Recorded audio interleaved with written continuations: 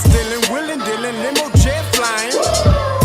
We Rick flaring on us, flaring on us. We Rick flaring on us, you flaring on us. Rolex wearing, diamond ring wearing, kiss stealing, willing, dealing, limo jet flying. We Rick flaring on us, flaring on us. Check, we Rick flaring on us, flaring on us. It's apparent these girls staring. I'm Rick flaring, gold across my chest. I'm fresh to death, I'm Paul Bearing. Not at all scary. One eye open like Betty Wops and find to these circles that's going in like a carry shot. Woo! I'm going in like a Mary Pop off that Mary Crop at the top flow at the Marriott. So questioning me is like questioning you. See, we the best dressed, so come and get blessed with the crew. Not one but two, different ways to slaughter your crew. Committed tat across the chest, I guess she blessed with the truth. People want to see them checks, representation of proof. Living through my elders, trying to resonate to the youth. But ain't nothing to get my flash on. Longevity is heavily embedded in my melanin. Layman terms, I last long. My grind repetitive, I'm smoother than real silk. Lyrical cash cow who can't cry over spilled milk. We in here. You're talking to the Rolex wearing, diamond ring wearing, kiss stealing, willing dealing, limo jet flying. We Rick flaring on us, flaring on us. We Rick flaring on us. You flaring to the Rolex wearing, diamond ring wearing, kiss stealing, willing dealing, limo jet flying. We Rick flaring on us, flaring on us. We Rick flaring on us, flaring on us. This ain't no normal situation, this preparation with greatness. Industry full of fakeness, it's really up for the taking. See, life is what happened to you, more so how you take it. Don't get stripped of your knowledge and mentally leave you naked. I like to live otherwise. I'm sorry that I'm fresh to death. I put the polo and apologize. See, Black Sun, we ain't nothing like the mother guys. Quit to socialize, we organize, then we mobilize. Off the deep end like a scuba diver. And no confusion, just keep it pushing like Uber drivers. Woo! Business fresh just like a supervisor in a Gucci visor. Can't find a smoother rhymer. You're talking to the Rolex wearing, diamond ring wearing, kiss stealing, willing dealing, limo jet flying. We Rick flaring on us, flaring on us. We Rick flaring on us. You talking to the Rolex wearing, diamond ring wearing, kiss stealing, willing dealing, limo jet flying. We Rick flaring on us, flaring on us. We Rick flaring on us, flaring on us. Yeah, DQ baby. Shout out that boy Nigga for that fire track. Hey, Black Sun, sun up. What's up, Vinny Vegas? What in Vegas? Yeah. Shout out Pharaoh's Kids, D-Phase, yeah, Bubba C, yeah, Rick flaring on him, Rick flaring on him, Rick flaring on him, Rick flaring son up. Hey, yo, Scotty, you going crazy for this one. We see what you're doing, we salute you. Hey, let's get it started. It's Backpack, Capital One. What's in your wallet? Got a call from my man A. Scott. I said I got it. Love that you highlighting all of these black colleges. Try to pay me for doing this. Look, bruh, if you don't get off my line with that foolishness, voice of the swag, pull up where you at, no cap. If the Brody is speaking the soft facts, my advice, tune in to every show. Captain Petty, but we know that the sergeants are with the smoke. Speculate, just tell me what is we doing. Get into it, okay, look, I'ma say this and keep it moving. My boy Scotty, man, he offered the leash. Black grad, paying college, I'm glad that he called me. Walking cause we all been taught that talk is cheap. Even primetime knows Scott for the HBCU streets.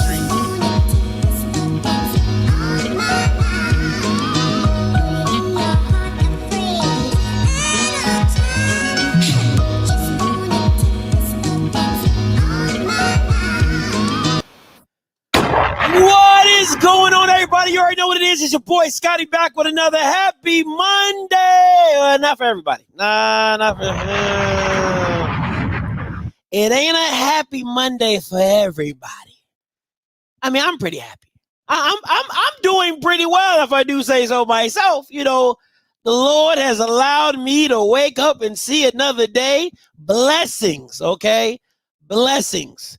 Some of you, not all of you, are not feeling the same way that I'm feeling. But We're all here. We've all woken up and seen another day. So be blessed to have breath in your lungs. Now, before I get into today's show, because we're going to get into it, let me just say this. FAMU, this is not personal. I don't take any pleasure in doing this today. I really don't. It's just who I am, right? Like, it's just who I am. So I don't want this to look bad on FAMU. It's really a knock on the administration within FAMU. You feel me? Like, this isn't FAMU as a whole. This is a few individuals inside of FAMU that are really taking this hit, but it is the institution of FAMU. So I just wanted to put that out. I don't make a lot of disclaimers, right? FAMU has really been, a lot of FAMU alums have been good to me. You know, like I got like Mr. Cam was like my second dad, you know what I'm saying? So I do take some pleasure, but I don't take as much pleasure if it was Paho State. You get what I'm saying? Like, if it was Paho State, I'll be in this mug all day. You get what I'm saying? But it's not, right? So just want to throw a little disclaimer out there. Don't beat the messenger. I'm just opening your minds. Okay, I'm just opening your minds, right? But one thing about me, if you do elite scamming, you gotta start your day off with elite coffee. If you are an elite scammer, okay, you gotta start your day off with Elite 15 coffee. Link in the description below. Okay, link in the description below. Veteran-owned, black-owned business. Listen, if you're a scammer, you can't start your day without Elite 15 coffee. Okay, just if you scamming the way you think you scamming, okay, you gotta start your day off with Elite 15 coffee. You feel me? All right, now before I bring on my special guest, right? Because I felt like this. I couldn't talk about this by myself, right? Because to me, I think this faction of what is going on is just too deep of a crevice. So I had to bring on an expert in business to kind of give everybody a layout, because we're not all at the same IQ level, right? I'm certain areas you guys are smarter than me. Some areas, a lot of areas, I'm smarter than y'all. I'm just kidding, right?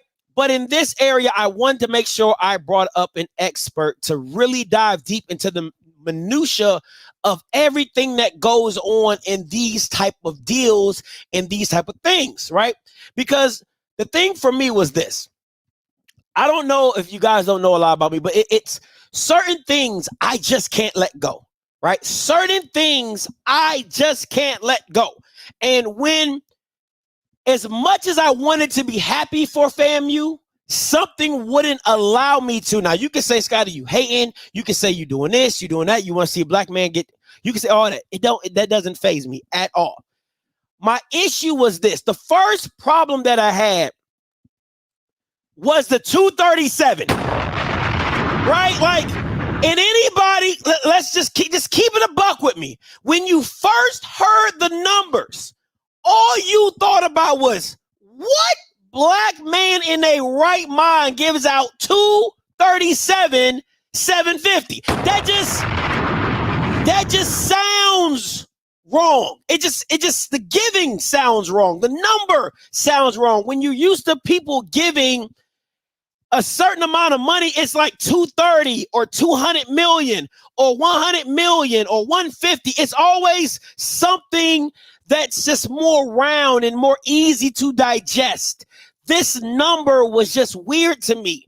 And as I dug, whatever word you want to use, as I went deeper into the information, it just never added up to me. So without further ado, I'm bringing up my special guest, Mr. Liddell Buggs. Listen, Mr. Liddell Buggs is a real estate investor, has $35 million of property. He's a private equity investor, has $1.2 billion in his equity firm, was featured in Top 100 Real Estate Magazine, former candidate for Texas State House, and Mr. Where's the money going? Give it up for my guy, Mr. Liddell Buggs. What's up with you, baby? How you doing, big time? You doing all right, brother? I'm doing well, Mr. Buggs. How about yourself? Man, doing all right, brother. Doing all right, man. You actually introduced me fairly well, man. Appreciate you, man. Oh, no, I should have checked in the mail. I got you. I try to do a little something. I can't do it all, but I do a little something. Now, Mr. Bugs, like me and you, we talk a lot. We talked offline, and I sent you this. I sent you the FAMU article, and I just told you. I said something didn't feel right about this, and being more specific, I said my spirit it just wasn't. I wrestled with it all night. Like something just wasn't right about this deal, and on surface.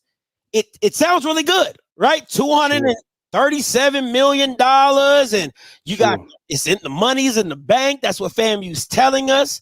But just a little bit of before we dive deep, when you saw the article and you've done $500 million transactions and acquisitions, what stood out to you in the article?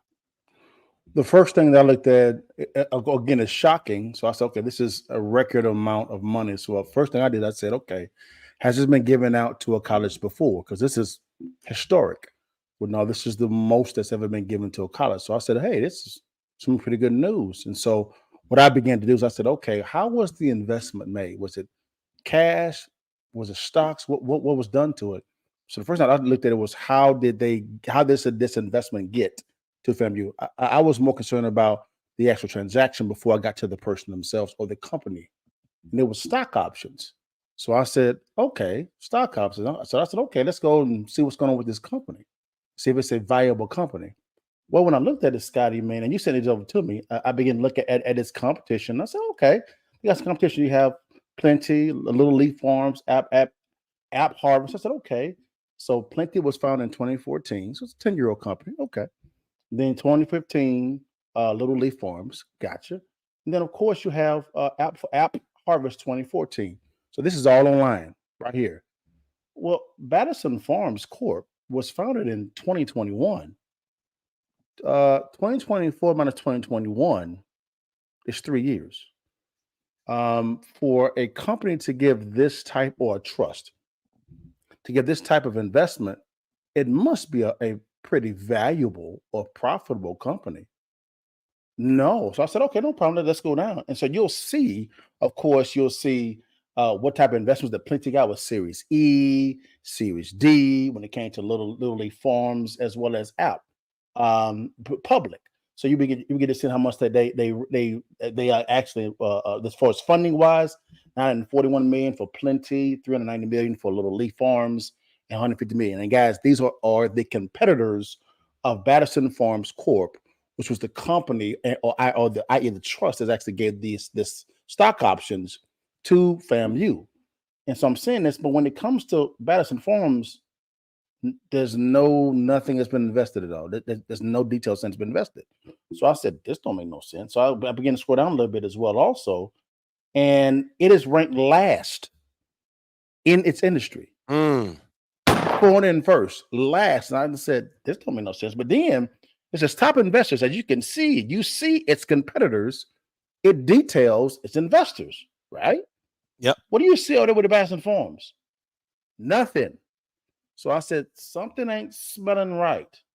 So I said, okay, well, okay, they accepted stocks. So we can't determine the valuation of the company. So I'm assuming FAMU and its leadership valued the trust and or the company at some value that was not detailed at all, period. So I said, okay, looks sketchy. Let me go to, it's a private company, it's not public. Let me go to a little bit about the company. So I go to the website.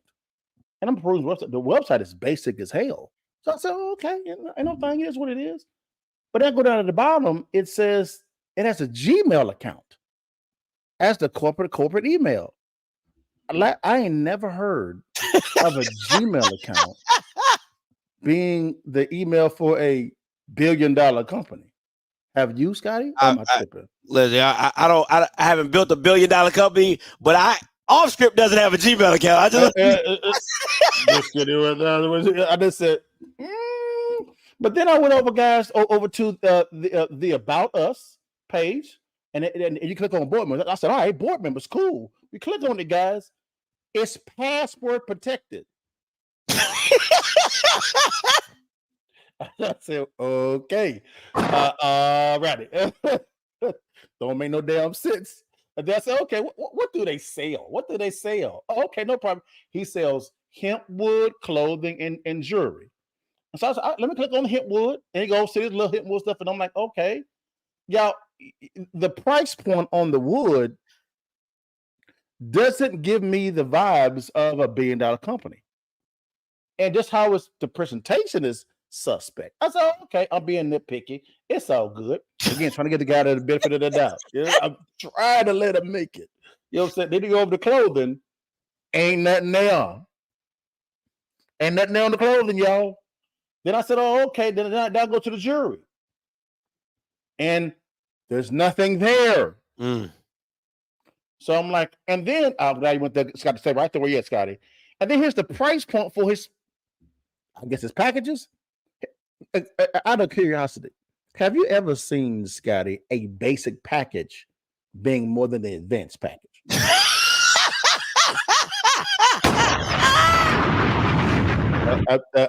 I mean, advanced is how quarter than the basic. Am I right now?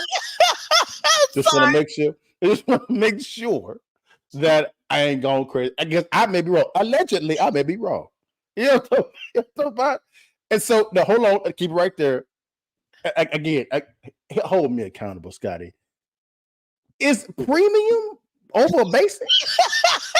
That's what the gas said. That's what the gas tells me. Okay, hold on. So hold on. It's platinum over basic. That's what they tell me. That's what they say. So let me get this straight. The basic package is the exact same price point as your platinum package. It's more than your advanced package and more than your premium package. I am thoroughly confused. Help me, nigga.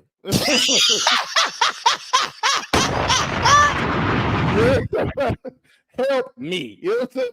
Y'all, we not done. We not done, y'all. I just, okay. Again, trying to let the young brother in this company make it. I'm still on the fence. I ain't, but I'm still on the fence. Here we go. So now let's go over to careers. Careers, okay, no problem. Cool. They have an NIL promotion out there. I said, okay, no problem. Again, password protected. I was like, there's a lot of secrecy going on for this here. And I'm like, this don't make no damn sense. Scotty, there's no way in hell a company that's 3 years old is worth over $1 billion. Unless someone was paid to give it a valuation of $1 billion. And there's some shenanigans going on behind the scenes. I'm gonna stop right there. Okay. You can go on. Go ahead. Okay. So I want to dive into who Gregory, I can't pronounce that last name, Gerami, whatever. Right. Like you said, started this company in 2021. Yeah. Has no acquisitions because it's two different companies. You have we've talked about this. You as a business owner, you say, Scotty, I want to make money on every part of the deal. I want to make money when I close. I want to make money when it sells. I want to make money when I make the constructions and renovations.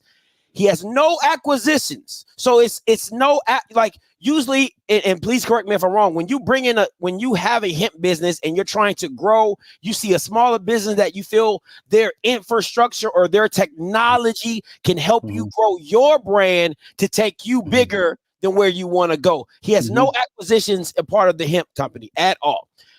If you look at his LinkedIn, he has no previous work or business ownership outside of Batterson Farms.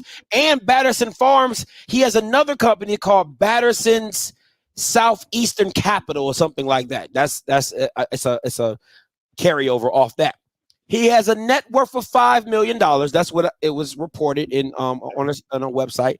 And his company net worth is $20 million. Now, the website that brings that up is this one called Celeb Person, and I'll bring it up. And this is why I want people to say, Scotty, how'd you figure that out? Well, this person, whatever the white man's name is that wrote this article, Robert Peter, he wrote this article on April 16th, 2024. It's very very coincident. Recent. Very recent, right? So if you scroll down, it says net worth, yearly income, monthly income, daily income, has all that in there, right? Batterson Southeast Capital. That is, he says, it's a rising star, seed up, startup, early stage company arena, 5 years in the industry. Now I kept scrolling and it has, and this is what his income was for the past 3 years. So explain to me how in 2024, this article was written a month ago, you're at a net asset evaluation at $20 million. Even if, Mr. Bugs, please let me please correct me if I'm wrong. Even if you 10x that business evaluation, it still does not get you to being able to give out $270 million worth of stock options. Am I wrong or am I missing something? No, you're right. You're spot on. You are spot on. The numbers don't add up. And if you look at it, it says net assets.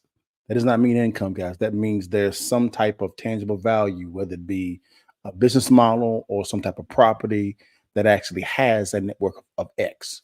So that doesn't mean that's his money. That means he can potentially get access to that money because he has assets on his balance sheet. That's all that means. So so let's go back to the actual individual. How does one person, how does somebody, you know what, let's move on. Let's dive a little deeper. Okay. Now, going back to what you said earlier, you said he had no investors. Yeah. Now, I researched the hemp industry.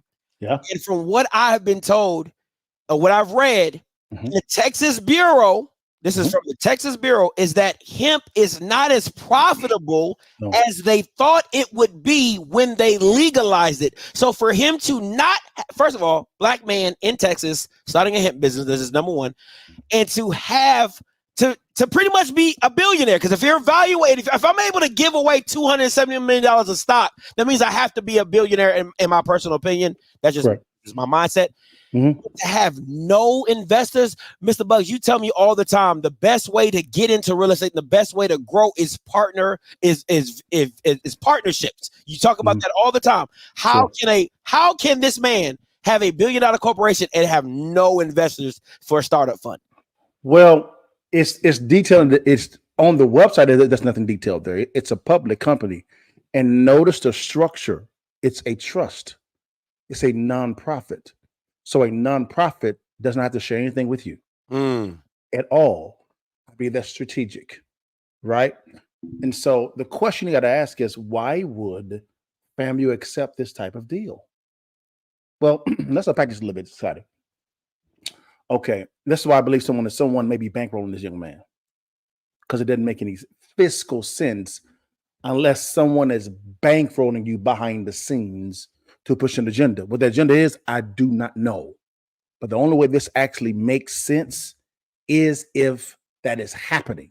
So number one, guys, if someone is bankrolling him right now, what would be the play for doing that? Very simple. If I can funnel money into a nonprofit, a trust, right? And then take that money and link myself to another 501c3, right? A university, and give them stocks, it's kind of a good deal for me, because if crap hits the fan for the company, so to speak, I have a bailout partner in a university, a school. That's how this would actually work, guys.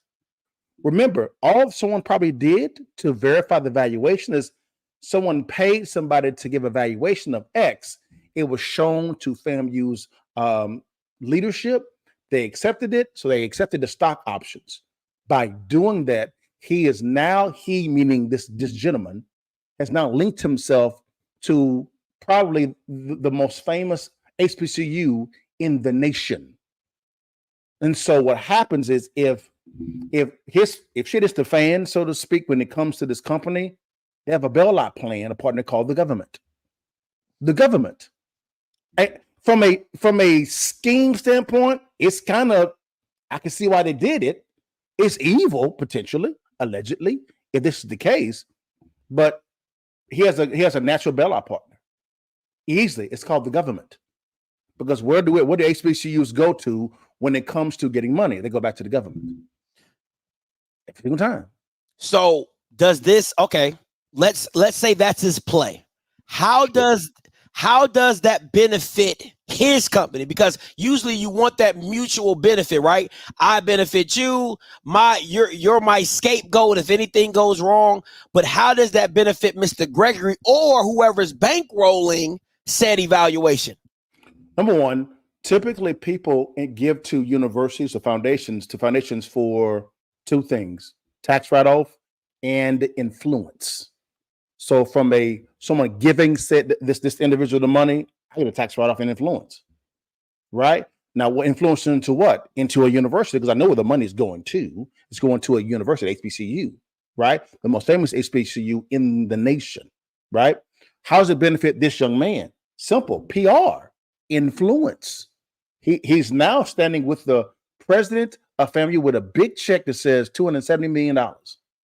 That gives influence as well. Also, it's PR for him because he can attract more money to come to him, right? So it's PR from a scholastic standpoint for the school, and also good PR for him because he can attract new money. That's what that normally happens, so to speak. Does that make sense? Yeah. So you're saying attract the new money in the sense of it actually get investors now, like correct. I see that you're able to do this. Hey, what are you doing to do this? I'm willing to invest in said play or said business. Gotcha. I'll give you an example. University of Miami. You remember that whole story about that the white dude that was running the Ponzi scheme? that dude, right? I know that. No, I didn't know. That was the young man. If you watch The U on Netflix, you will see it. It's a little short white dude. And he's on the field running out with the team, all that stuff. Everybody like, how you just got to get to this, get on the field? This don't make no damn sense. He even gave money, I believe, to I think Tennessee State, I believe. I may be wrong, but no, in Tennessee, but he was more famous for the University of Miami. Well, he was running a Ponzi scheme. But what he was doing that so that more money can come in. So by him being on the field, giving these big checks, people was like, wait a minute, so-and-so's doing a great job. I need to get involved with this. You attract new capital to continue the scheme. Does that make sense? Got you. So yeah, now Superior is his name. Yes. Okay. So so here we go. So lending. So lending on stocks. I want you to. I'm gonna go through it real quick, but then I want you to dive deep into the minutia. Gotcha. You have a business, right, that has stocks. Mm-hmm. You have a loan to value. You have a loan to value from the bank. Whatever they decide to give you, you use. You get the cash. You turn in buy, right, and then your value of your company pays back your interest. That's how it works. Now, in the sense of this, where does FAMU fall? Because it is not their business. They're given stocks. Sure. How do they get put on the hook for what they have? Simple. When guys, stocks is just another asset class. It's like real estate. Both of them are assets. Just like with real estate, you can also leverage stock options. I'll give you an example. When Elon Musk bought Twitter, he didn't have $46 billion in cash. What did he do? He monetized or leveraged his Tesla stock to get the cash he needed to make that investment. That's what FAMU would do. So why would FAMU actually accept this type of, I guess, a donation? Well, they could quickly monetize those stocks. So now it turns into cash. Typically, you can get anywhere from 45, 50, sometimes even 60, 65% LTV or loan to value of said asset, right? So that's what kind of this is the benefit for FAMU. Now, if this guy's company tanks, which is a possibility, FAMU is on the hook for that as well also. But how can FAMU be bailed out? Simple. The government. The government can bail them out. So the government can just send some cash to them because they go to the government every year. The HBCUs do to get some money to get that money to make everybody whole. So it's a big old circle. That's all it is. It's all it is. Simple. So if you've done massive deals, right? So Sure. if I'm FAMU and you're my bank and I have 200, let's just keep it a round number, $270 million of stock options. What will you give me? Because from what I'm hearing, FAMU's like, we're going to use 100 million of that to do this. We're going to use this for this. How much money am I realistically going to get back if I'm bringing it to the bank to say, hey, I got this. What are you willing to give it for me? 50%. 50%. So I'm gonna get 130, pretty much, about 130 million, 125. Yeah, 136 million. $136 million. Yeah. Now, some people saying 80%. That's rich. I'm being very conservative by saying 50%. Very conservative.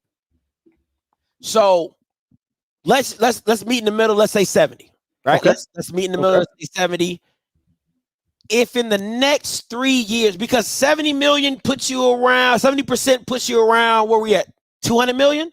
Yeah, somewhere around there. 200 million. Right. So now how does the endowment work if that company? So now FAMU has $200 million from their asset. They spend that money. That money gone because when black people get money, hey, listen, that thing, it's hot. Okay, you gotta get that new car. They spend that. They got 10 million left. The company tanks. Then what happens? The company tanks. Well, someone is owed some money. Therefore, that's why he gave stocks. So for him, the investor, the one that donated the money, he's insulated himself around the 501c3 called FAMU. So therefore, he's insulated there. So if the company actually tanks, FAMU as well as him is on the hook for it, but he's really not theoretically because he's given those stocks over to FAMU. Wow. So really it's just FAMU. Yes. Yes. Let me ask you this, Mr. Bucks. You're in FAMU's administration. Okay. This guy approaches you with this deal. How do you insulate yourself? And what are you asking? How are you structuring this deal? Or what do you need him to show them? This is a realistic deal. Simple. If you're willing to give me stocks, you tell me the stocks are valuable. I'm gonna tell you, disregard me the stock. I don't want the stocks. Monetize the stocks for me. Why don't you go leverage and give me the cash? If they're valuable, do that for me. That mitigates the risk for me in case your company goes to crap. So give me the cash, monetize it for me. No problem with it at all. I can take 50%. No problem. 40%. No worries. I don't want to put you in a situation to where your company is going to be strapped for cash. No problem with it at all. Monetize those. You go do that on your name and then bring me the cash. Why would an institution take on the risk? Because that's what I feel like you just did. All you did was, it's like you took on somebody else's garbage, especially with the company not being, this hadn't been around for 10 years. This hadn't been around. You get it? It hadn't been around for 10, 15, 20 years to where you can see the growth. You can see the transition, the traction. This company has been around for 3-4 years, 5 max. Why would a said school take on this burden or that much risk? It doesn't make sense to me. Good question. That's my third question: is why would FAMU's leadership take this deal? Well, again, given the benefit of doubt, they most likely paid somebody to verify said value. How they determine that value, I do not know. I have no clue. Number two, somebody. I'm gonna go ahead and say it. Somebody get paid. So somebody got some type of broke off. I would not be surprised if there's some retirements going on in the next 2 or 3 years, because of the fact that from a structural standpoint, you don't put the institution at risk with this type of deal.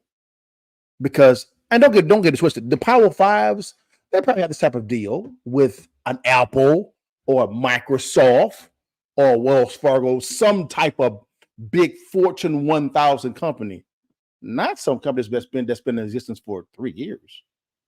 Doesn't make any damn sense at all. Like for instance, here in Dallas, University of Texas at Dallas has a great partnership with Raytheon and TI, Texas Instruments. Listen to the names. Yeah. Raytheon, TI, or Texas Instruments. Those are mainstay tenured companies, right? Do they lose money all the time? Great. No, sometimes they do, sometimes they don't. But you have a reputable company. Who is this guy? Yeah. What is this company? It didn't make any sense to me at all, unless your plan is to insulate yourself and grab PR headlines by making this type of investment. Let me ask you this: does any something that didn't sit well for me, and maybe it's just me, is the attire. Like I know you can't always judge a book by its cover, right? Because they say Scotty, some of the most wealthy. Listen, when I first met you, boy, you was clean. I mean, you was sharp as a whistle, and you was like, man, Scotty, these shoes from Amazon. You know what I'm saying? So I understand being frugal. I understand like not having to spend top dollar to make it look like I have something. But Mr. Bugs, like, come on, man. Like, this is a historic deal, and you're dressed like you just worked a 40-hour shift on a farm. It doesn't make any sense to me. And does the look somewhat play a factor as well? Well, I don't put a lot of weight on the look, even though a billionaire has a certain type of look. And I said it because I've been around a lot of multi-billionaires and millionaires they're just terrible. I mean, just trash. Give example, one, Mark Zuckerberg, worst dress ever. Yeah. Worse. Elon Musk, horrid. But it's different. I know for instance, Shaq, clean. Tyler Perry, clean. Bobby Knapp, clean. These guys dress clean. So if I am making this type of investment, and I'm sitting it next to the president of probably the most famous HBCU in the nation, as far as tenure and name, I'm going to dress a certain way. I really am. And just to clarify, I'm not saying that both FAMU and this gentleman would want PR headlines. Yeah. Yes, they would. Both of them would want this. That's why they put it out. There's actually a video out them talking about this. And so now we're unpacking it and saying, this does not look good at all. And I asked this question, Scotty. If this was such a big deal, why wouldn't Shaq do this type of deal? What about Oprah? Tyler Perry? There's many multi-millionaires and billionaires that are black. Michael Jordan. Why didn't give them this type of deal to them? Why not? You know that their companies are tenured and established and have a value. This company? With a name. With a name, yes. Yeah. I saw this, and I'm gonna get back to the report that I read, but I saw this and I thought this was an amazing. And this is just somebody on Facebook. Now I don't know what this person does for a job, but that's what they said. Listen, I got questions. So we got $237 million worth of stock certificates from what company? If it's a hemp company, who else is on the cap table? Where is the safe agreement and paperwork for the deal? When can FAMU start selling the shares of the company? Since hemp company isn't publicly traded, where can FAMU sell the shares? Can alumni create a liquidity pool to buy shares from the endowment? A lot of rattlers scream and praising this donation of hot air and not asking questions.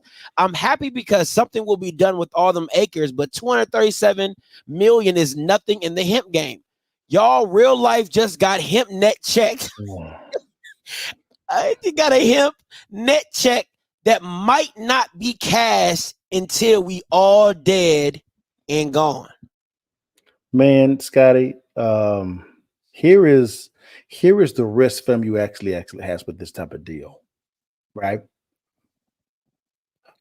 The reason why I asked me the question concerning how I structure this deal, I would tell this gentleman giving the money, do you monetize it out first and then just give me the cash? Because either way it goes, it's the same thing. Versus now that you actually have these stock certificates, will the bank even monetize this for FAMU. Mm. Because the bank is going, the bank is going to validate the value of these stocks. If their valuation doesn't match your valuation, USOL.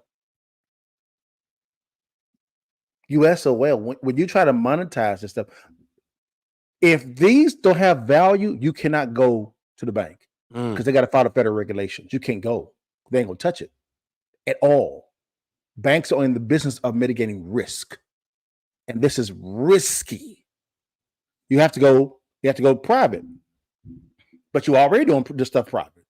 So why do you need this added to it? This is, I mean, it sounds like it's a PR grab because, in my opinion, these stocks are most likely worthless as hell. Ooh. So okay. They sure do. Oh, yes, sir. Okay, Mr. Bugs. Okay. Let me change. Let me get this straight. I just kind of want to get this straight. They said they've been courting this deal for 6 months. Oh my God. They said they've been in the press release. They said they've been doing this for 6 months. They've been sketching this. And at the end of this, you got the check that you held up is about as good as them stocks. That's what you're telling me. Yeah. That's possibly. That's allegedly. Yeah. Allegedly.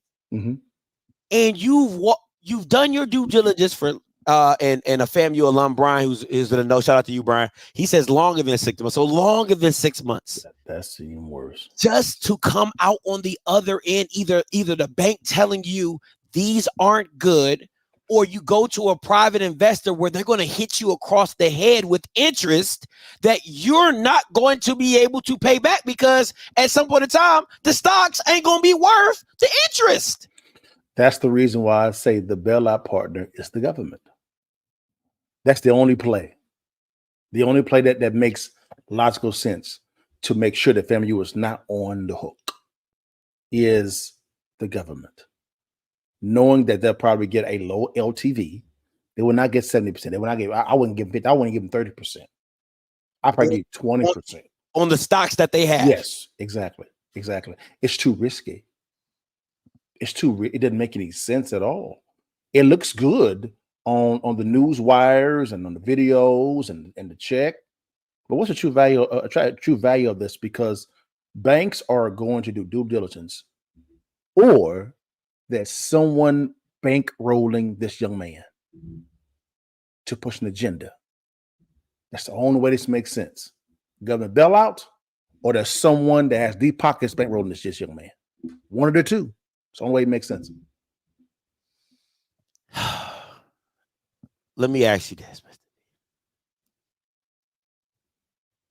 If this is a scam, what happens to the president? He will probably get fired and probably be investigated by Florida's House and the Senate and probably the Attorney General, as well as anyone's.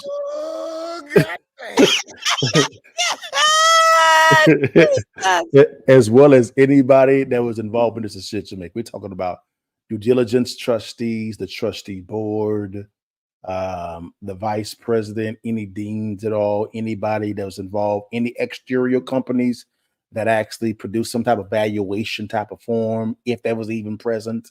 So be a lot of people investigated, and rightfully so. I mean, you have the Tallahassee Democrat, not a Republican Democrat, that's saying this sounds real sketchy. Come on, bro. Damn political parties. This is just actually doesn't make any fiscal sense unless they're banking on the bailout or there's someone bankrolling this young man. I think this is a great question by Ms. Sykes. She says, I imagine the Florida Board of Governors will also be vetting this. To me, I would think listen, we all black on this. Most of us is black in this channel. You know what I'm saying? We understand when we get something, white people are going to examine it to the microscope. Sure. I feel like an audit is coming down the pipeline. That's just everything everything in me tells me the state of Florida is going to have an audit about this or whatever else is going on in the foundation. My thing is, if this does come out to be a scam or a sham, or the value isn't worth what they're giving, how do you have the incompetence? Like that, this is what's really blowing my mind. And you said it happened at University of Miami, so it has happened. So let's not act like this is just a black thing. I want to be very clear. It's not just a black thing. But to me, it's like, why didn't you just get the money? Like that's the part where I don't understand. Just give me the money. I don't care about the stock options. You're not Amazon. You're not Google. You're not any of these big publicly traded companies. I don't care about your stock. Why would they not just ask for the cash? 2 reasons why. Number one, they don't want to know. They don't want to go through the necessary due diligence work to get it done because they're so attracted to the dollar amount. And they lack of leadership, PR. Or number two, they just don't care, and people are getting broke off. Somebody's getting paid off somewhere. That's why I'm leaning a little bit more toward somebody is bankrolling this young man, because it don't make any fiscal sense. Because the government side, that's a wide open conclusion, because it really depends on the political pressure or the political leanings, so to speak. That's out in the open, and that's not looking good, whether it's a Republican or Democrat. Looks terrible on both sides. So you would have to have someone bankrolling this young man that's pushing an agenda. Yes. This right here. If I understand that Larry is conservative, but the most conservative thing you could have done, Larry, is said, damn your stocks. Thank you for that. Monetize the stocks for me and just give me the cash. That's it. And probably walk away with, if everything's on the up and up, probably walk away with what, 60, 70, maybe 100 million, something light like that. But it's still a very sizable donation. And you have a tangible asset that you don't have to worry about. If his stocks plummet, you already got the cash. That's on him to repay back that, if I'm not mistaken. Am I correct on that? Correct. It's on him to have to worry about paying that back or the loan or whatever. But somebody said $1 million. 1 million. Yeah, I saw that too. A meal ticket, baby. I rock with you, baby. This smells so stanky, bro. Okay, this is not good. Last thing, Mr. B, and I want to read this to the people so people understand just all the things that have gone on in this thing. And this was an article written, and I think a lot of people have read this article. It's called For the Love of Money, Has FAMU Been Fooled? And this by Jarrell Blakely. I believe he's a Howard alum. And in his synopsis of the situation, he writes this: a little more digging shows that Gerami served time in prison, which no fault. Hey, listen, people can make money. Yeah. For an assault charge in 2002, and has a judgment of $1,500. He has $237 million for FAMU and can't pay a $1,500 judgment. That's a very serious question. I mean, sure. He says, I can go on how Batterson Farm Corporation has no searchable contacts in the state of Texas or with the federal government. How there are no profiles of the family trust on any nonprofit database or with the IRS or with the comptroller of Texas. What you can find about Gerami is sparing, and what is available on its company's website is outright unimpressive, which we went through. Yes. But what it would matter now that the world is out worldwide on FAMU's transformational gift. Listen, we talked about this yesterday, Mr. Bugs. How does a black man is a billion? Listen, you can say whatever you want based off these evaluations. He's a billionaire. Okay. Sure. It happens with real estate people all the time, right? Their assets make them a billionaire. It's not that they have $1 billion coming in, but with all the assets minus the liabilities, they are a billionaire. Based off you giving $237 million in stock options, it precedes us to say you are a billionaire or close to it. How is a black man that has multiple disabilities growing up able to hide himself under the radar and nobody know who he is? He can't unless someone's purposely hiding him. Man, there's a lot that goes on in business, guys, that because I know we have a very intelligent audience here. And that's why I lean more towards someone maybe bankrolling this young man. Because the only way this makes sense is if people are paid off. Because Scotty, bro, if someone came to you, man, you're president of FAMU and you got this deal, man, you'd be like, man, what the hell is this? You're like, come on, bro. You said, just give me the cash, man. Go ahead and monetize it and give me the cash. Go ahead and give me the cash. It don't make no sense at all. It don't make no sense to me at all. Oh, did I lose? Yeah, hold on. Let me see if I can get you back. There we go. Rocky, how you just gonna jump on my stream like it ain't got trash in it? I didn't mean to come right on the stream, Scotty. I was gonna ask you once I connected, brother. Go ahead. What you got? Your internet trash. So this is what I was gonna ask Mr. Bud, because I'm sorry about that. But this is what I want to ask Mr. Bugs. Could it be that the money that is to be gained from this deal will come out on the other side of it from the capital projects that are generated based on the evaluation and the donation of this fund? Do you understand what I mean? Saying, once they start building the projects, once they start. I do, but in order for your plan to work, there has to be those stock options have to have some type of value, because no one's going to allow for you to leverage that to get money out to make investment. It takes money to build buildings. It takes money to do that. You can't just give a stock option and say, okay, build something. That didn't work that way. You have to monetize those stocks. So let me ask you this, Doctor. Don't you think they already have some type of investment or financing partner in this deal already before the trouble of announcing it and going through the PR of making it public knowledge? Don't you think those partners have already been identified? Potentially. That's why I say I'm leaning more towards someone is bankrolling this young man, because the other side doesn't make any sense at all. You may be correct, but at the exact same time, that's very risky, because you could have got the exact same deal by just saying, yo, monetize your stocks and just give me the cash. I don't want your stocks. I want the cash. Mr. Bugs, I see somebody in the chat say they would have had to pay capital gains on selling whatever stock price they got or whatever value, what the valuation was. They would have to pay capital gains on that. So now that changes the amount of money they're giving out on the front end of the stocks.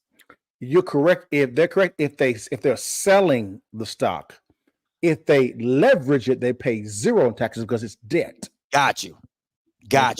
Oh, so let me play this video for you guys so you understand what Mr. Bugs is talking about. Loans are never treated as income, but they are spendable money that you can consume and use. For example, if I continue to plow all of my money into assets that earn while I sleep, if they continue to grow and they are growing tax-free, then the growth that is tax-free I can realize by taking loans against those things. And I can use those loans to live my life. And as long as the loans that I'm taking are less than the growth of my assets, then I can use all of that growth, continue to let it compound tax-free for the rest of my life, and live off the loans. And when I die, they can rectify my account. These are the strategies of the people who are ultra wealthy. Exactly. So whether you are Elon Musk and you're borrowing against your Tesla stock to utilize this strategy, or you're a small person like me and you're doing a cash out refi against your vacation rental properties, either way, those loans are not a taxable event and you can use them to further expand your business. So this is an amazing strategy you can use to avoid the tax man. And he's correct. 1,000%. That's how it's the same thing when it comes to a real estate transaction, whether it be a single family residence, commercial, land development, you name it. If you can acquire a property for said price point, invested capital to increase the value of it, right? And let's say, for instance, you buy it for $100,000, the valuation of it is at $200,000, right? You can take out new debt to pay off the old debt and pocket that delta. Let's say if it's delta $50,000, if $50,000 goes into your pocket tax free because it's new debt. Debt cannot be taxed. So the person is correct. If they were to sell them, yes, but the ultra rich, they ain't selling stock. They leveraging it. That's all they're doing. So they're going to the bank and saying, "Hey, my stock. Let's use Elon Musk." He says, "Hey, you know what I am. You know, Tesla doing big things, splitting, and all that type of stuff. It's worth $1 billion, right? I want a loan to value of, let's say, 70 to 80% of however many he wants to loan or leverage."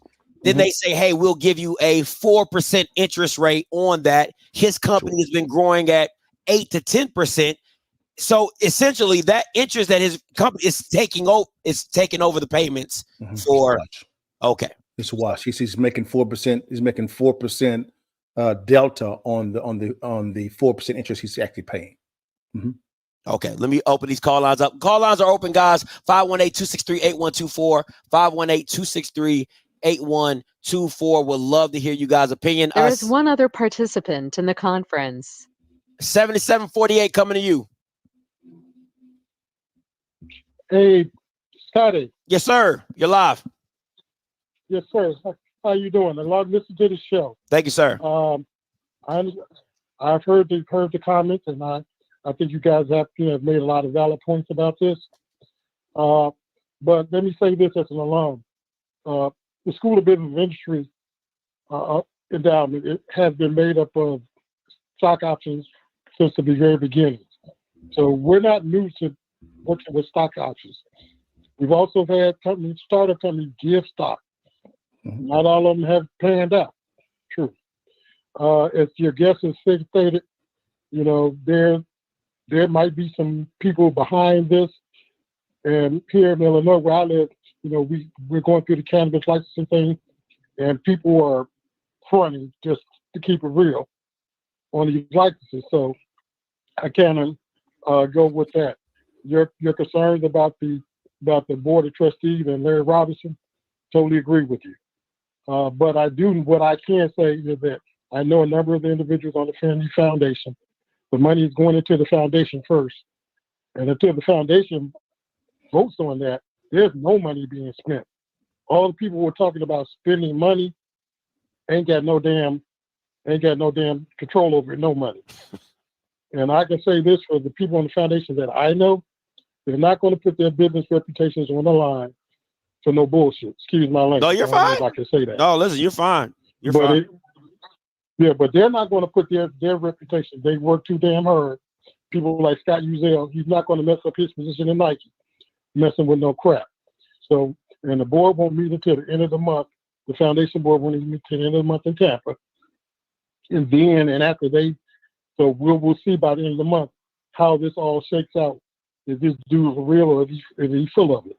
And then after that, if the money comes in, then some money will be spent. So, go ahead, Scott. You good? Go ahead. I'm glad you mentioned that, because the donation could have been given with the condition of validating of the stocks. But my question is, why come out and even say you've actually got these stocks without validating it first? If that makes some sense, there could be a conditional approval there, which is fine. But I wouldn't come out and say that we had this record amount of money until everything is verified and everything is on the up and up.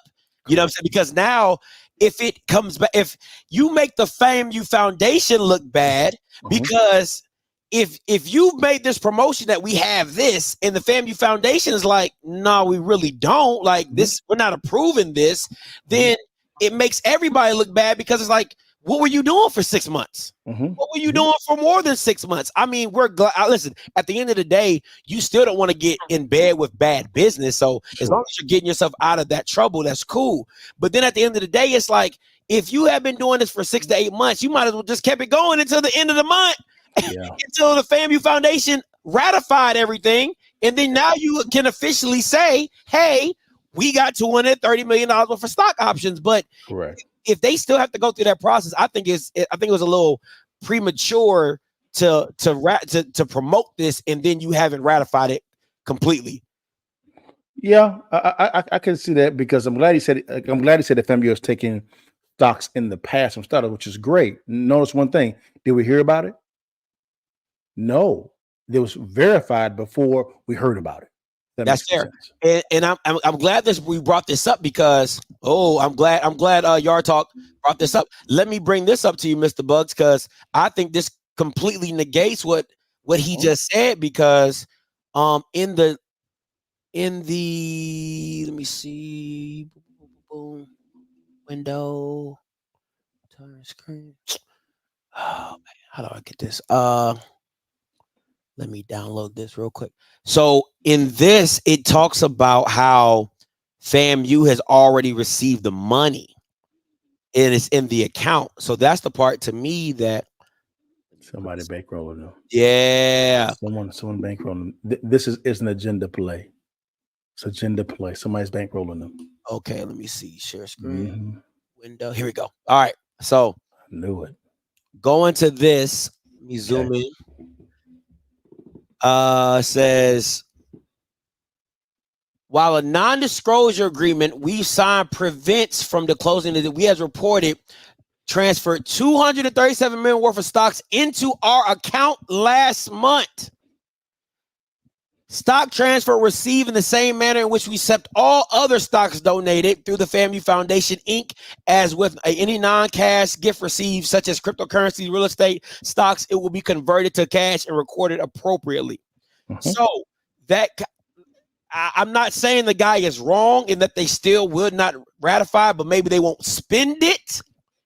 But based off this statement, and this came from the Office of Communications, got a FAMU letterhead, that money is in said account. All those stocks, not the money, the stocks. The stocks. Your stocks are that. Man, I hope this goes well for FAMU. I hope it does, brother, because this is a crappy deal. But I can agree to where someone's probably bankrolling this young man. Someone is pushing an agenda through this young man. What it is, I have my suggestions, but I'll wait until I get it confirmed before I speak on it. Okay. Rocky, coming to you. Hey, what's going on, Dr. Bugs, man, and Scotty? Y'all having a great show. I was jumping on because I didn't know if you were going to take calls, and I wanted to ask you guys, ask Dr. Bugs a question specifically about if a person has a trust, right? One of the things I understand about a trust, I happen to know a guy with a self-directed trust that he's been donating this trust for 20 years. Like, sure. 20 years he's been donating in this self-directed trust, and he's never given a dime to anybody, but he's taken the tax credits each and every year, right? Sure. Beg your pardon? Sure. Go ahead. At some point, you know, this person is going to have to transfer that money to another trust or a nonprofit or somebody, whatever. Couldn't that be the case with this, that they just use that guy's trust as a pass-through to give this money? Sure, that could be that could be the play. The answer, the question that I'm asking those different questions is how valuable are these stocks? You can do all the plays you want. This is what I was going to tell you. Going to ask you rather is that couldn't the guy have cashed out the stocks already to give to FAMU? For instance, I want him to give. I pay him $100 million to give FAMU $300 million worth of stock. You understand what I'm saying? And he just simply gives that stock to FAMU, right? He has the cash now. FAMU has the stock value. Could that be actually a play as well? So I want to make sure I understand your context. What you're saying is the gentleman has the stocks. He monetizes the stocks and just gives the stocks over to FAMU. Is that right? Yeah. Well, if that is your premise, those stocks are worthless because you can't leverage it no more because the other person has already leveraged it already. So that's what I'm saying. He took the money out. Someone else gave him the money, and then he just transfers ownership to the stock to FAMU. And I know what you're going to say. Why wouldn't you give FAMU the $100 million rather than giving it to him for $300,000 worth of the stock? I was just talking about it would just be a way to take $100 million and then give FAMU $300 million in value because FAMU won't ever pay taxes on that money and all that kind of stuff. That's all I was saying. That's the other thing about cash, right? Once you cash something out, Mr. Buggs, somebody has to pay taxes on it. It depends on the Rocky how you receive the cash. If you're selling the stock, there's a capital gains tax that you got to pay on potentially. But again, this is all taking place in a trust and going over to a 501c3. Another way to get that done is you can leverage the stock in the form of debt and get that cash to the university as well. And by doing that, you negate all taxes because it is debt and debt can't be taxed. The trust cashes it out. Is that what you're saying? If the trust cashes the stock out, Rocky, stop saying cashed out. It's not a cash out because no, it's not. That's not what we're talking about. It's not what they're doing. They're leveraging, right? They're leveraging. I have the asset. It has a certain value. Give me the money for that value in the return of debt. I still own the value. But if I cannot pay on said debt interest, then that's when the bank comes and takes over the asset. I am not selling anything directly to anybody. I still have ownership of said stock, said purchase, anything, right? So it's not a cash out because you're confusing people with that. It's not cash out. It's okay. This is what the point I was making. The point I was making is if an individual monetizes the stock, right, through cashing the stock in and then giving it to FAMU, that individual has some tax implications for that. That's what I'm saying. Like it's not beneficial for an individual to cash the stock out and then give it to FAMU. It depends on how you monetize it as well. And number two, from what we have seen, nothing's been cashed out at all. As far as the stocks have not been turned into cash. Therefore, that's why you gave the stock certificates to FAMU. Does that make sense? Yeah. That makes sense. I would just wonder, why are they doing all the PR play? What's the PR play if it's not real money yet? Like that's the whole thing that is confusing me. And somehow you have to make this $235 million PR play into some type of capital improvement plan or something like that.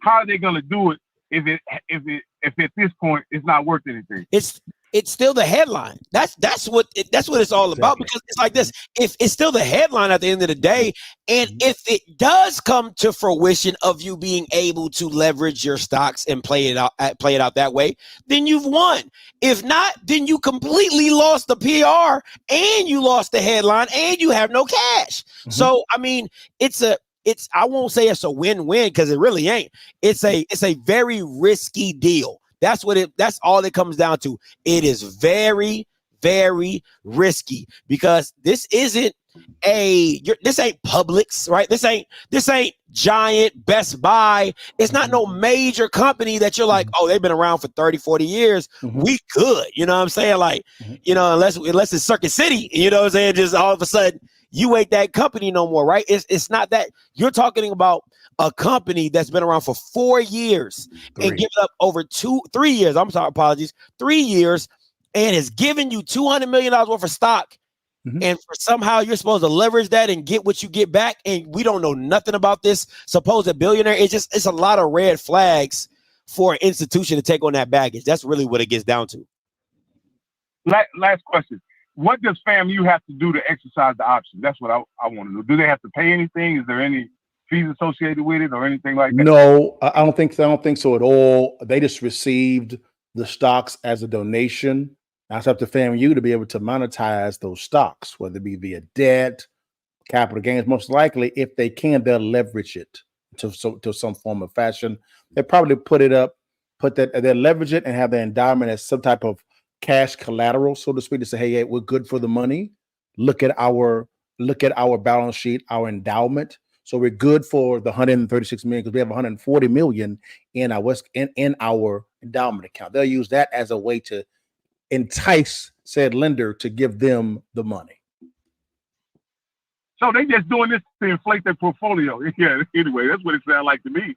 if it's all speculative, that's all they doing is inflating their portfolio and hoping that somebody loans the money against it. But anyway, that's pretty much it, guys, man. Thank you, man. Y'all doing a great job. I appreciate it, Rob.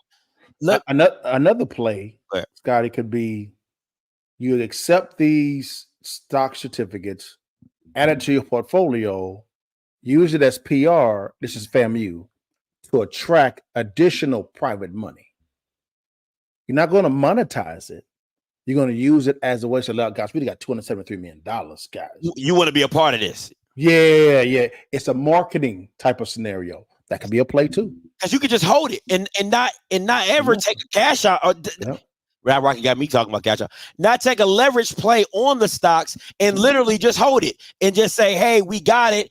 And if it goes belly up, you go belly up. If it grows, it grows. So it can go that way. So that's it. Listen, I think if I'm the FAMU Foundation and it's a lot of red flags, but we don't want to make the institution look bad, I tell the president, hey, we don't cash this out until 3 to 5 years. We don't leverage. We don't leverage this until 3 to 5 years. Let's see what it looks like. Let's see how it shakes out. Maybe 3, 5, 10 years, and then if everything settles, if everything's on the up and up, go ahead and pull because the money is gonna be there. If the company doesn't go belly up, it's gonna be there. But and somebody said like today a stock could be worth this, and tomorrow it could be worth this, and it could plummet, right? Just like GameStop, right? It can shoot to the moon. The next thing you know, but it can crash and burn. But Scotty, this is not a publicly traded company. This is a private company. Oh, I ain't got nothing. So what's determining the value of it? It's not an IPO. So it's not preferred stock. It's all they have is preferred. They don't have any comps. They have preferred stock. Common stock comes in when you go public, and you can buy stock via a stockbroker or via wealth advisor, something like that.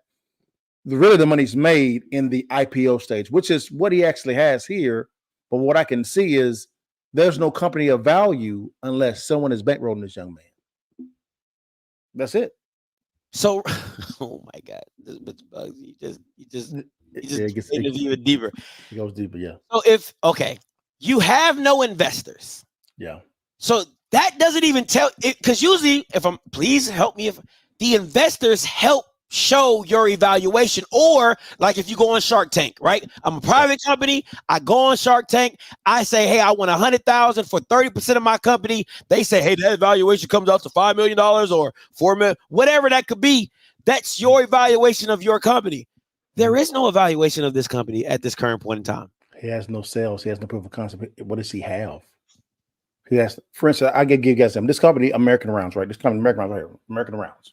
It's the first AI-powered ammo vending machine located at your local grocery store. I made the initial investment to the company. I'm part owner of this company as well also. And we'll be in about 1,000 stores in the next 18 months. That's a lot of stores. Well, we have sales, so we have proof of concept. That proof of concept attracts additional capital to the table.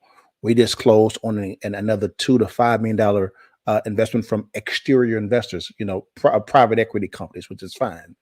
And then we also right now are raising another 50 million as well also, because we're going from 1,000 up to about 5,000, because our play is to make acquiring ammo in this fashion with an AI power, which of course confirms your age, that nature as well, to assist in a lot of this gun violence stuff, to kind of curtail that.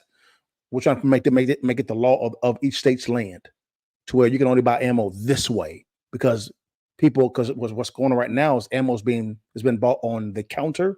People are getting stolen, and some minors are buying ammo as well also. Like, technology kills that. That is a proof of concept. That's a viable business, so to speak, right? This gentleman, what is he? What's his sales? Yeah. I mean, online, like clothing, jewelry. What the? And that basic package is okay. Don't sleep on that basic package. I mean, bro, I'm like, this is where I don't know the product or service. Like hemp wood. Like, why would I buy hemp wood? I can just go to Home Depot and buy regular wood. Right? What's hempwood gonna do? Make my life better? You're talking about how? I don't understand. And what's the benefit of buying hemp wood? Can someone tell me? I don't know, and I ain't gonna order it. No, sir. I like plywood. Dry wood. Timber wood. I want no hemp wood. What the is that, man? What the fuck? Oh, I mean, this is just. I was like, I'm trying to let him make it, Scotty. I'm trying hard, y'all, not to go hard right now in the paint. I'm trying so hard not to blow this thing up out of respect. Wood. Timber wood. Dry wood. I want no damn hemp wood. Oh man. Oh man! All right, last I would say this, and we gonna get up out of here. I know you got a busy day, Mr. B, and I just good. You got it. On. This is a segment of the Texas Bureau, talking about hemp production and what I spoke on earlier. I didn't want y'all to think I was making it up. I wanted to bring it from a piece of the article.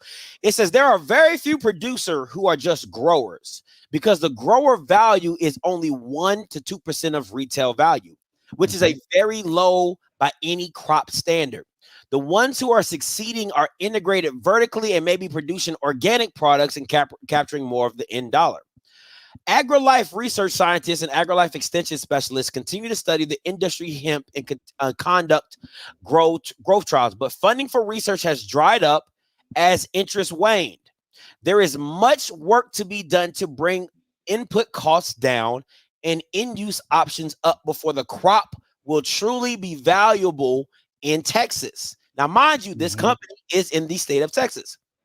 The fantasy of growing hemp and making tens of thousands of dollars per acre is behind us. Yes. And now we're looking at how to make hemp a valuable option for growers, he said. Right. I think it's a future for industrial hemp in Texas, but it's going to take time, effort, and investment. And an investment that this young man has not had based off of the website that we've seen about him not having any investors, because this article shows you that, because when we brought up the investors, and I'm gonna go back to that because some people are just jumping on. So I'm gonna go back to showing you the investor sheet. Now, mind you, these companies are his competitors. Correct. And you can see very clearly that they've all needed funding to make this thing work. 941, 390, 150 million. And you're telling me that Batterson Farms Corporation does it? It's just very wild to me. Just very weird to me.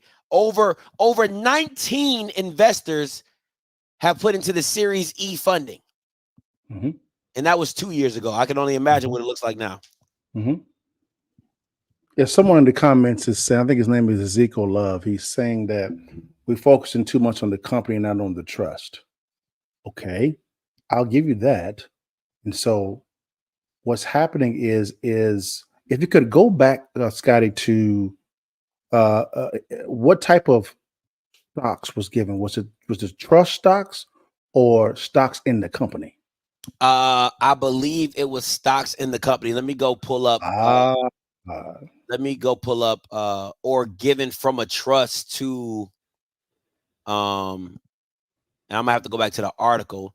Here we go. It says, while FAMU is still excited about Mr. Gregory's historic announcement yesterday of the Isaac Batterson Family 7th Trust, we are fully aware of the skepticism that sometimes comes with such a large gift.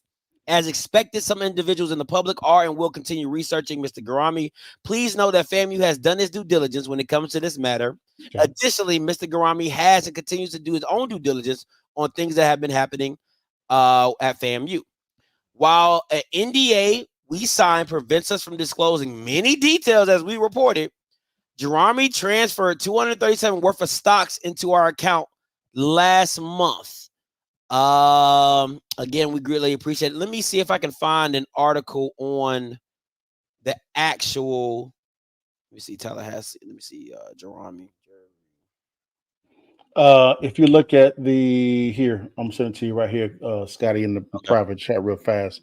I think I found it. Come on out the way, boom. And we want to make sure that we're accurate. There we go. Okay. Let me see here. Oh yeah, for the love of money one. Okay, here we go. I'm gonna bring it up.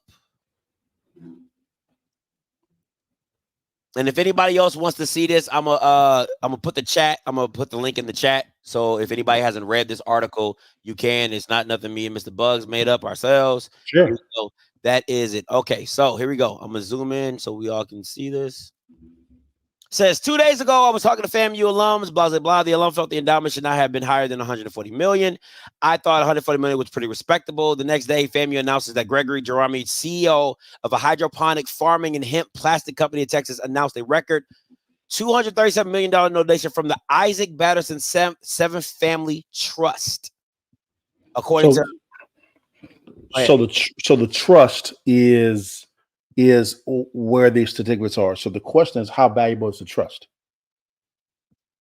How valuable is trust? Now, I think you said that you looked up the trust somewhere and you couldn't find anything on them, right? Oh, this guy said that if we go into this, it says right here, a little more digging. I just scrolled on down. It says, I could go on Batterson's Corp. It has no searchable contacts in the state of Texas or with the federal government, or how there are no profiles of the family trust on any nonprofit database, or with the IRS, or with the comptroller of Texas.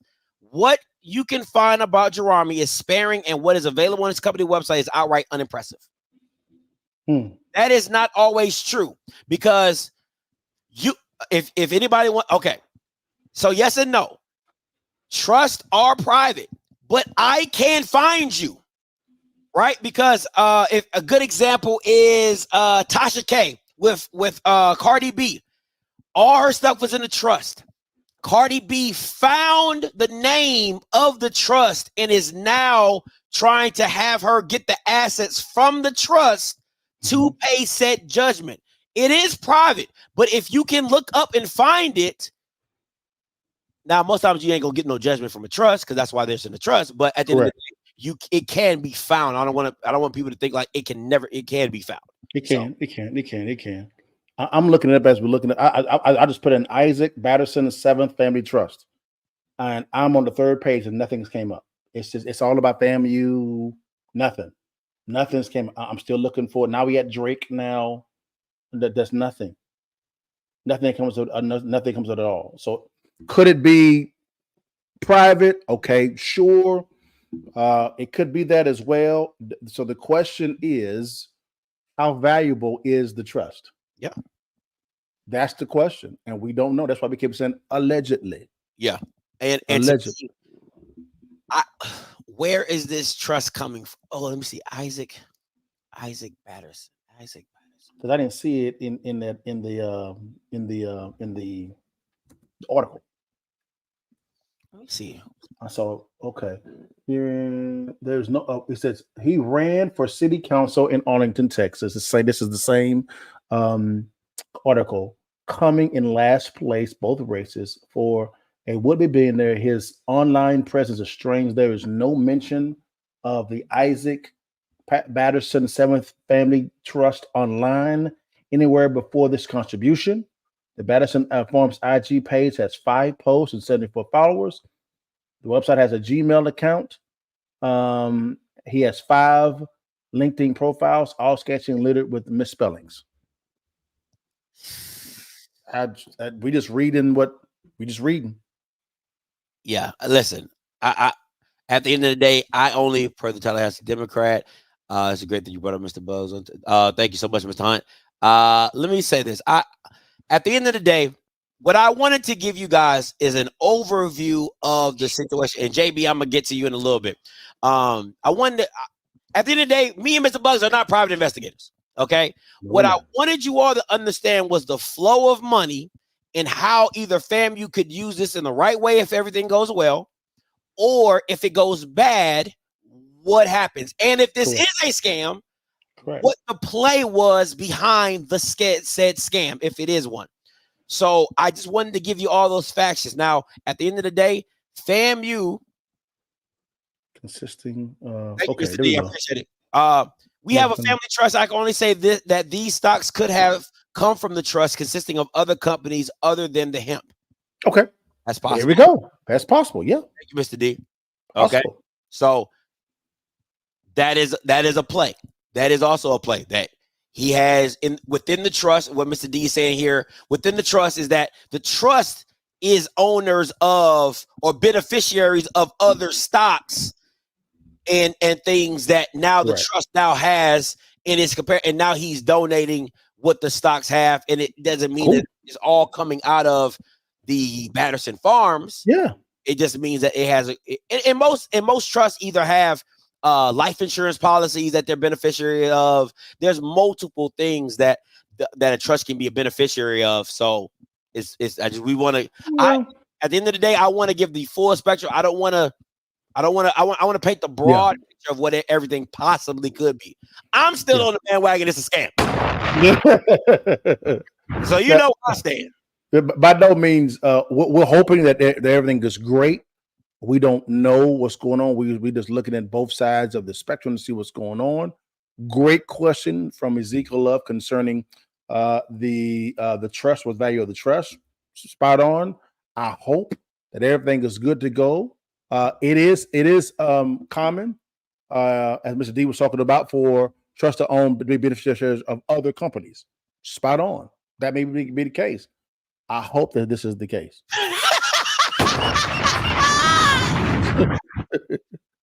Hey, JB, coming to you. All right, you are my last call, and then we're going to shut it down. Or Mr. D, if you want to call in, I want to hear from you, Mr. D, if you can. JB, coming to you. Hey, gentlemen, how y'all doing this afternoon? Doing well. How you doing, brother? Okay, I'm doing good. Okay, so I've been following this story since you guys have been talking about it, and it's one of those things where number one, I really, really, really, really hope that this is true and that there's no funny business behind this. Because if this is if there was a scam involved, then someone should lose their jobs. That's number one. Number two, people were very, very quick to say, hey, look what we have here. We got this money coming out as well. I think the bigger issue is the fact that so many people were so quick to say, hey, look at what we got, look at what we got, look at what we have. We're so quick to do that, but I'm not really sure if all the proper vetting was actually done. I mean, and if not, this is more about, to me, this is more about, hey, look at what we got, look at what we pulled off, versus it actually being sound. Because $237 million, people will say, yes, we finally arrived, we got big time donors, blah, blah, blah, blah, blah. But there's something called fine print that's in there. Like, is that 237 really 237, or is it in other forms, etc.? Or could that 237 be just something else completely? So all I want to say is that hopefully that they did their sound work on this. If not, then we have to have a whole other questions about how we do business. And then the other thing is, last thing I want to leave is this. This is now is not the time to be prideful, because when things like this happen, people say, okay, what did your school do? Or Scotty's hating on HBCU, Scotty hating on FAM. Folks, this is bigger than quote unquote hating on one institution over another. This goes into our livelihood. This goes into our on how we do things here. So, let's just make sure that businesses, we got the point here, we got everything right, and everything works. That's all we can hope for. Hey, JB. Mr. D did call, and I want to hear Mr. D, coming to you. Hey, what's going on, Scotty? How you doing? What's up, Mr. D? Now, listen, you about your money. One thing you always about your money, Mr. D. Now, explain to us, because I know you have your own family trust. Sure. And it's you own a lot of stuff within that. Explain to us how you think this would be structured if it was done correctly for FAMU.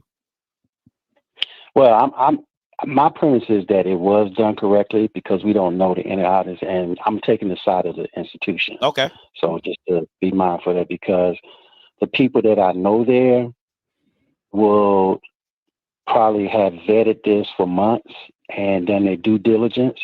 And I think that we're looking at the gentleman instead of looking at the trust. I mean, I don't know the details, but I'm thinking that he was the face of the trust, and he did the presentation, even though he had his own business. But their family trust is the one that has the funds, and then that trust actually gave stock options, donations to the university, which then they deposited in their stock accounts.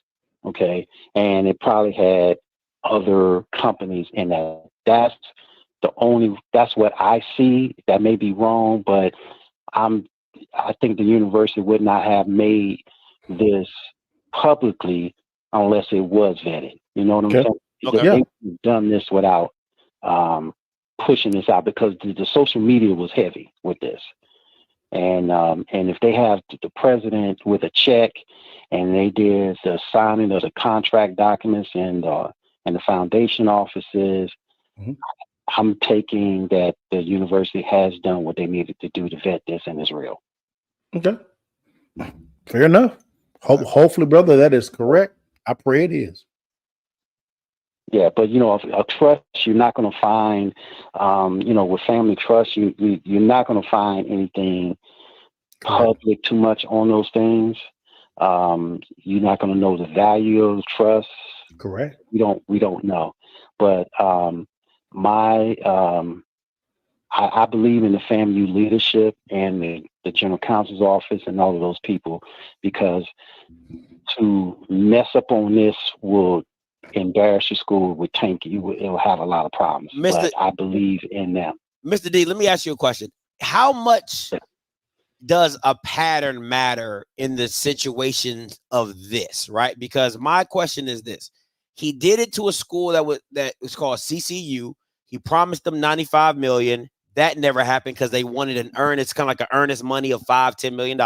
He didn't do that. He promised money to Miles, and that fell through. And this is the only one that has actually gone through with, of course, with the NDAs and all that. How much does the pattern kind of play a role in just thinking like, maybe not? Well, a pattern causes you to do your due diligence, which is probably why it took them months to review. Now, if I was the university official, I would have called those other institutions and found out what happened. I believe there was an article that the brother said that he felt it was racism at one of the other schools. That's why he pulled the money. Or, like we had an incident with one of a college that we donated money to, and things didn't go well with what we wanted, and we requested the money back. So it can happen, and the whole purpose is you have to do your due diligence and investigate and validate. You got to investigate and validate the funds. Validation of funds is the last part. Investigating is where the funds are coming from. Once you verify the funds are real and legitimate, then that's when you do the transfer of those assets to the university's accounts for the endowment. All righty. I love it, Mr. D. I appreciate it. Mr. D, thanks so much, brother, for the wisdom, brother. Everybody knows I love FAMU, but from the people that I know, they would not have they would not have let this go through without being vetted properly. So it has to be things that we do not know about, and everybody's targeting the young man, and I don't think that's where all this stuff came from, because of course he doesn't have the money. I think it came from the family trust. That's my belief. So all right, Mr. Appreciate it. All right, sure. I mean, we all know he don't got the money. We all know his him. Okay, because it's the PR behind it, right? Like it's he owns a hydroponics, They put him out there. You know what I'm saying? And everybody, when you look up, you're like, bro, this business is the complete opposite of what it like. This. Hold on, wait a minute. What? I got to ask the question, Scotty. Why would you put this guy with this track record as the front guy? I mean, I understand. I mean, you could have got another player that was clean. Nobody else. This brother. I'm just saying. I'm just saying. Because with this type of investment, they're going to scrutinize the hell out of this dude. I mean, it's going to be like, who is this fool? Where's his money at? And we go to your website, you're like, wait a minute, this is your CEO. Sketchy. It's all sketchy. It's all sketchy. And listen, them members is lucky they signed. Okay, Mr. B, let me ask you this. Yeah. You do a deal like this, what does the NDA protect you from? Because everybody's signing NDAs. NDAs, guys. NDAs are a joke. So what is NDA saving you from if you're FAMU and you're this guy, Issac Batterson? You have no online purpose, you have no online nothing. So what are these NDAs saving you from, honestly? Really, NDAs are really powerless. They really are. It's easy to get around them, to be honest with you. But you have an added protection of the stocks coming from a family trust. As Mr. D talked about, you have to disclose nothing. And when it comes to FAMU, right, you are a 501c3. You got to disclose nothing. Because that's going into the foundation of FAMU. So you have both foundations. It's foundation to foundation communicating together. Therefore, you are absolved from public disclosure of what you're talking about. You don't have to do that if you don't want to. Let me bring up. I want to bring up a tweet somebody sent me. Shout out to Erica, Howard alum. Listen, if you from Howard, you about your money. If Howard don't do nothing else, they gonna teach you about some money and how to get it. Okay, because you gotta pay for it. Howard ain't cheap. You know what I'm saying? No, it's not. Howard is not cheap. They're gonna teach you how to get this money. And she brought up a good point. And let me bring this up real quick. I ain't gonna keep you too long, Mr. B. I know you. Brother, you good, man. Go ahead. It's all good. This is what Erica said. She said, Offscript, he alleges it could be a family trust, but his story was that he was from really humble beginnings. Does he have family money? That is a legit question. Because if we're being honest, if you listen to his speech at FAMU, and I know we're getting really deep in this minutia, right? Mm-hmm, he said he was born to a single mom with 8 kids, and I believe she put him up for adoption. Now, from where he went from there, I don't know. I'm just gonna keep it a buck with you, right? So, like I said, I hear what Mr. D saying. I hear what a lot of FAMU alums are saying. But you gotta understand when you look at the full picture of this thing, it has holes. It just does. And you can't get mad, you know what I'm saying, of how people are questioning this deal. You just can't. Here's my thing is, given this size of investment, I question you appoint him as CEO of the trust, the family trust. I question that. Because with this being a historic type of investment, it's going to get scrutinized. I really question that. I question that type of play. It's just, again, the family trust, but the family trust may be a good. They may have the money, which is fine, but your front man got to be clean. Not that doesn't mean he's going to be perfect. No, wiggy. I mean, he has to be clean, presented well, because he's representing the trust. So you can't be coming in dressed all. I know you're from Texas, Tejas, my state, but come on, bro. He ain't no haircut, man. But the edge up is off. He ain't shaving. Come on, bro. Come on. I mean, the boots, man. Come on, my man. Mama taught you well, bro. Come on, bro. I'm just saying. I'm just saying. Again, I've been overly critical. I got to be just like Mr. D said. Yeah, he is for FAMU. Rocking with him, no problem with it. What he said make total sense. I pray that y'all right. I pray. Because if y'all not this Bama on the screen with this with this LA Rams jersey on? Oh, you and me? Oh, you talking about me? I mean, I think that FAMU is going to be Pothole State, Jackson State. Boy, this is going to be replaced by FAMU. Boy, it's going to be a fire. It's gonna scam you. It's gonna be. I'm gonna call them Bama scam you until I get up out of here. Until the good God call me home. It's scam you. You can't. This cannot transpire under your watch at this level. But like I said, if like Mr. D said, if you've been vetting this thing for longer than 7 to 6 months, you had to do all your due diligence. You had to get all the bank statements, all the stuff that you needed to make sure that everything is on the up and up. And listen, like you said, I pray that everything is on the up and up. Because what I will say, and y'all can be like, Scotty, you moving the goalposts. They still ain't gonna spend it, right? Like, if all the money's there and everything is on the up and up, y'all Bama still ain't gonna spend it, right?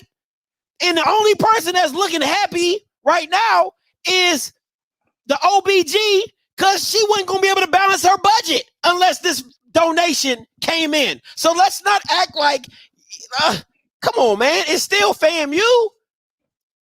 You get what I'm saying? It's something. Listen, I'm not saying that the institution of what they're being taught is not great, but the way you Bamas move money, it's very sketchy. Okay, let's just keep it it's very sketchy.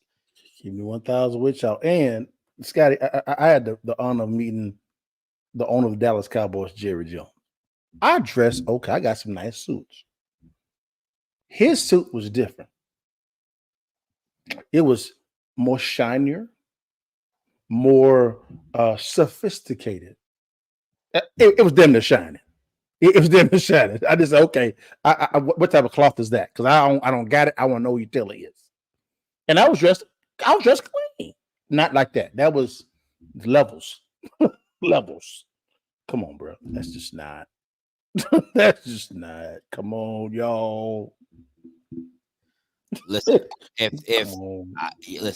I hate to do this, but I'm sorry. If radio got over on y'all gotta give that man an award. Okay. If radio pulled this out the ashes and got FAMU and he got him one, hey man, you just gotta clap it up like he got y'all. Okay? But you asked the question. You said there's a pattern of this type of thing going on. Now, Mr. D is correct. They spend a little bit more longer vetting. Again, y'all, I would tell Mike, if you need. I pray that this does not turn into SCAMU. Because oh my God. Listen. You think this is what I fear for FAMU. It's not me, it's the SWAT groups. Oh my God. If this comes out to be true, FAMU alums got to get out all the SWAT groups. They got to start pushing delete on all the SWAT groups, because Bama's are going to, anytime they say anything about anything, I don't care if it's football, baseball, basketball, donation. Did you check that? You know what I'm saying? Listen, like, it's going to get ugly in the SWAT groups if this comes out to be true. I'm a FAMU alum. I'm getting out of it. If it ain't my FAMU group chat, I'm out of it. I'm out of it. Because Bama's is going to act stupid. Stupid. And guys, I would say the CEO of American Rounds was a former CEO of a big hemp company in, newsflash, Arlington, Texas. And so we ain't heard of this company before. Again, they got stock options from the family trust. Y'all, I pray. I do too. Listen, I really hope the best for FAMU, because I've said this on this show many times. FAMU is an undercover giant. If FAMU could ever get the resources that look like a Southern, look like a Prairie View, look like an Alabama State, it's no stopping it, right? So this is the type of institution you want to see take the next level, but you just want to see it done right and well to make sure everything's on the up and up, so there's no egg on anybody's face. So I really do hope and pray that FAMU gets the money so they can renovate their stadium and do all the things that they need to do to take that program to another level. But I'm telling you, if this is not on the up and up, my Lord, my God, it is going to be crazy. I can tell you, Scotty, even if it's not, you won't know about it. They're going to bury it. Remember, it's foundation to foundation. They're going to bury it. Oh, it's all private. They're going to bury it. And you can't get audited. This is why it's a foundation. Notice it got the stock company's got to sign over to the FAMU Foundation. Yeah. Not the university. Yeah. The foundation. Oh, yeah. If shit is the fan, you won't know about it. Man, listen, I'm gonna tell you, if you didn't do your due diligence, the white men on the state of Florida gonna do it. They're gonna pierce that veil. If you didn't do DeSantis, he about to send everybody at your everybody on payroll is about to be on Perry Street. Do you hear me? He gonna be let me see them books. Yes, sir. Let me see them books. You accepted some state money, state money. I want to see this. Come on, baby. Listen, turn the music down. Turn the music down. I want to see all the books. All of it. I want to see all the books because it's coming. It's coming. It's coming. It just is what it is. Like, come on, man. You know what it is. So I don't think FAMU is going to monetize those stock certificates for a minute. They're not going to do it. Yeah, you got to sit on that. For a whole second. Second. Okay. Let me because this got me. So let me be very clear about how foundations work, right? Because I learned the hard way. So what happens is a lot of your universities have foundations that are private foundations. I didn't know. Once I heard nonprofit, I'm like, nonprofit is public, right? There are nonprofits that are private. So what happens is the university, so you can't see the books. So we can't ask for books on, like I was trying to get Gramblin's books when they did the Bayou Classic. Well, all their deals go through the Grambling Foundation, which is a private nonprofit. So the lawyer from Grambling's called me and said, we got your FOIA request. We do not have to send you anything because we are a private nonprofit foundation. So what you see a lot of schools do, not just HBCUs, they have a private non-foundation because the institution itself is a public institution. So anything that comes through, you have to show what happens is you funnel the money through your private nonprofit. Yeah. You do whatever you need to do in there. So then when FAMU touches the money, FAMU's not in the wrong. So all the books look clean and all the dirt is done in the nonprofit. So listen, that ain't a black thing. That's a white thing. That's business. Okay. So is. That's just good business. Can I keep it 1,000 with the audience? Why do you think that the main known multi-billionaires don't really give HBCUs? Because they don't know where the money going. You don't give money unless there's a business transaction in place. There ain't nothing for free. Even if it's going to a foundation, they want to know where the money going. And they want some type of jurisdiction on where the money is going to go to. For instance, Draymond Green gave money to Michigan State University, his alma mater. That money went toward the building. Draymond actually had a say on where the money was going to. I wonder if money is coming that way from other individuals, that do they get the exact same say? I don't know. Let me explain further, Random. This is what I'm saying. I could not see the contract that was done for the Bayou Classic between the Grambling Foundation and Nochi, the private entity that does the contract, right? Because that is not that's not a nonprofit to nonprofit. That's a private to private. I cannot see that contract, right? When you see the ESPN, it's because it's a public traded company. That's why a lot of those contracts or numbers get out in the public, because all the antitrust and all that, it gets real complicated, whatever. But when you're talking about a contract deal, I wasn't looking for all the minutia of the money. No. I wanted to know the contract between what Grambling was getting paid from the Bayou Classic, and I wanted to see the contract. So when I used to do my contract shows, and I would have the Magic City Classic, or I have this, or I have that, is because I got it from said institution. But the Grambling Foundation did the contract, so that's why I wasn't able to get to contract. I'm not talking about the donations, the money, and all that. Just the actual contract. That's what I was looking for. All right. So, but Mr. Bugs, thank you so much. Listen, tell people where they can find you at, Mr. B. Man, my first and last name on all platforms, guys. Liddell Bugs. If you need any wise counsel, let me know. I'll answer as much as I can, guys. Whether it be real estate, private equity, life, wisdom, I'm open. Holla at me. Appreciate you as always. Listen, listen, you definitely want to go check out his stuff on Instagram. Definitely go check out his stuff on Twitter. Definitely dives deep into real estate. So if that's something you're interested in, make sure you go over there and do the things that he does. He's always doing some big business stuff. So always got a point. But I'm glad you were on here just to give the aspect of a businessman in the business sense of everything that is going on. So I hope you guys learned something today. I always like to teach a little bit of something, you know what I'm saying? But listen, until next time, you know what I'm going to do. I'm a holla. God bless.